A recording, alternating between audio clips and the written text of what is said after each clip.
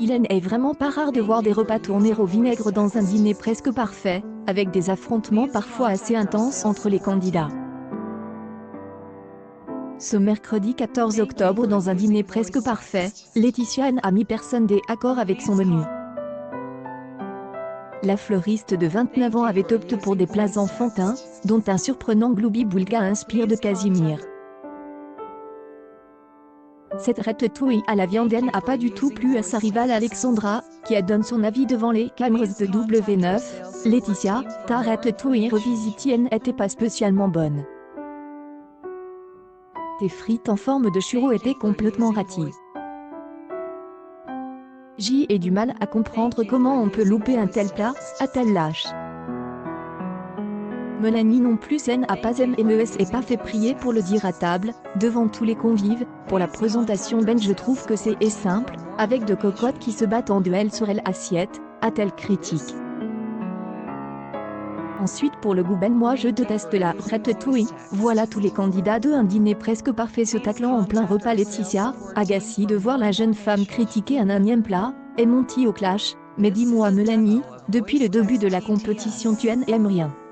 Lui a-t-elle lance. Franchement la ratatouille ce n'est pas possible, donc je ne vais pas me forcer à manger un truc que je n'aime pas, insiste la candidate. Je dis ce que je pense et je vais pas faire mon hypocrisie, je n'aime pas. Énervée par sa rivale, vraiment une gamine selon elle, Laetitia s'est refermie, créant un froid polaire autour de la table.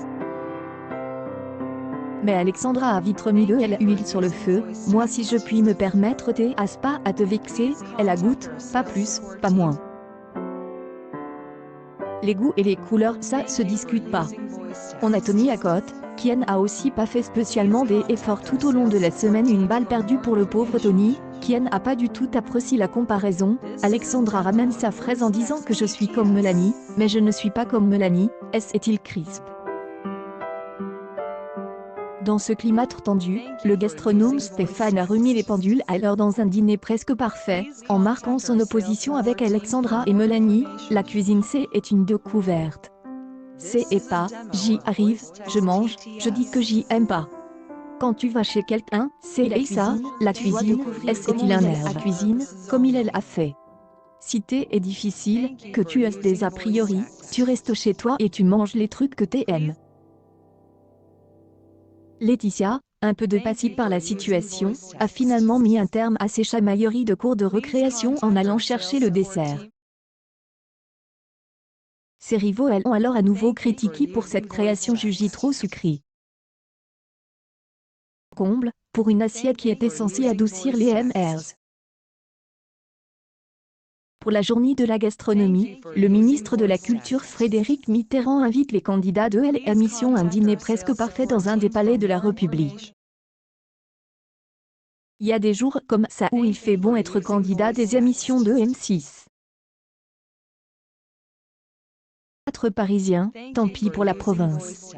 Qui participent à un dîner presque parfait cette semaine ont eu un signe honneur de s'asseoir ailleurs que dans un 35 à l'occasion de la toute première journée de la gastronomie. Ils se sont rendus rue de Valois, dans le chic premier arrondissement, environ 12 000 € le mètre carré, d'après nos informations.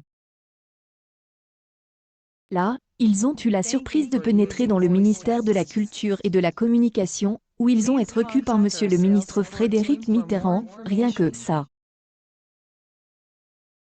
Au menu de un dîner presque parfait, de l'humour et de l'émotion, annonce M6. Fredo mitonnera des petits plats tout droit sortis de son enfance. On se montrera donc très attentif à ses choix. De président, les meilleurs souvenirs culinaires du ministre ne devraient pas se résumer à des frites ketchup, du cordon bleu et du poulet grillé.